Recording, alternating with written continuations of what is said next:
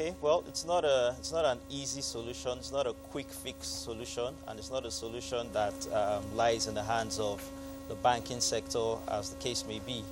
Looking at the broader education sector in general, the sector has been impacted in recent times by underdevelopment and underfunding, especially on the part of the public sector. Nigeria's budget to education has been suboptimal in recent years, but this is not unconnected to Nigeria's sole dependence on oil revenues, which almost all sectors in Nigeria depend on for their sustenance. But the education sector in general, more recently, has been impacted by Nigeria's slow economic growth, which culminated in a 2016 recession. Even the Q1 2018 real growth figures we saw, education only recorded a modest growth of 0.45% in Q1 after underperforming all through 2017. So this is reflective of the long turnaround time it's taking for the sector to turn the corner. But in terms of going forward, education being a staple consumption item for consumers in both developing and advanced economies presents opportunities for private sector players who might want to play in that space. And that's where, from a banking perspective, we see opportunities for funding and financing, especially for school operators and possibly parents of students and pupils who want to attend school. So it's really about finding right value propositions for the education sector. For example, at Diamond, our SME desk has a whole team dedicated to providing financing solutions for the education sector, and I'm sure that's becoming commonplace across the Nigerian banking space. So going forward, like I said, it won't be quick fix, but in terms of options to funding and financing, school operators and, of course, prospective students should be able to find solace in banks in terms of financing for the education sector. But for Nigeria in general, the sector will still have to do more. It currently contributes a mega 2% to the nation's GDP compared to advanced economies such as the US, where education contributes about 8% of GDP. So there's still room for improvement, there's room for growth, but the sector, like I said, will have to be patient as the broader economy recovers. On the macro side, inflation is trending downwards.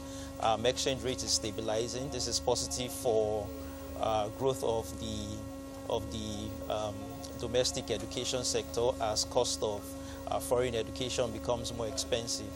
And then even going forward, schools themselves will have to think about being more innovative in terms of collaborating with technology solutions providers, collaborating with more developed economies that have strong school systems so that they can be more competitive, maybe exchange programs. And then I think Nigeria's biggest problem in terms of funding of the education sector is infrastructure, that's capital expenditure on schools.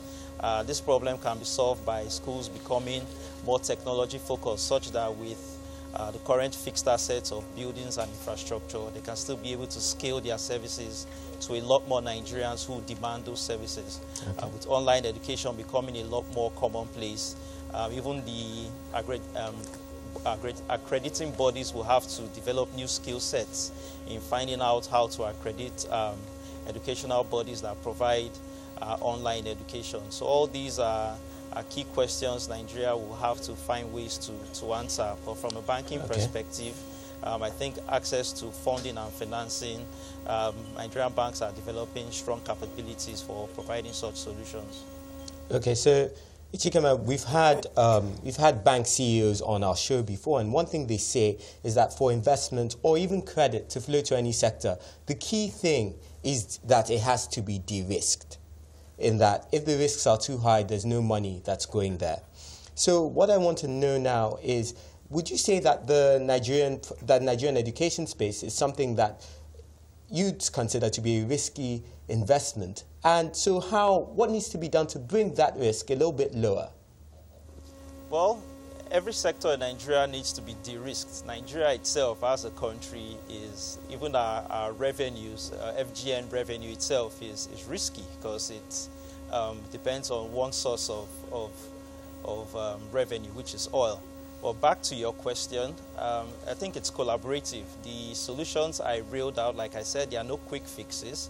The education sector in Nigeria, most schools belong to what banks will class as emerging business segments due to the size and scale.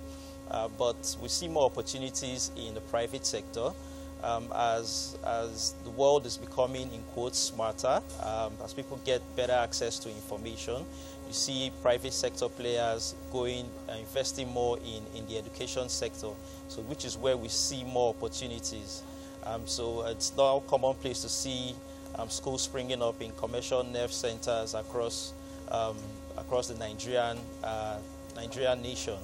So state capitals, etc. You have a lot of private schools across all tiers of education coming to support the more structured public school system. But with the private school system coming on board, which is where we see more opportunities, I think the sector is less risky than it used to be. But going forward, a lot still has to be done, especially in terms of getting more investors to play into that space. That will increase the overall scale and market size.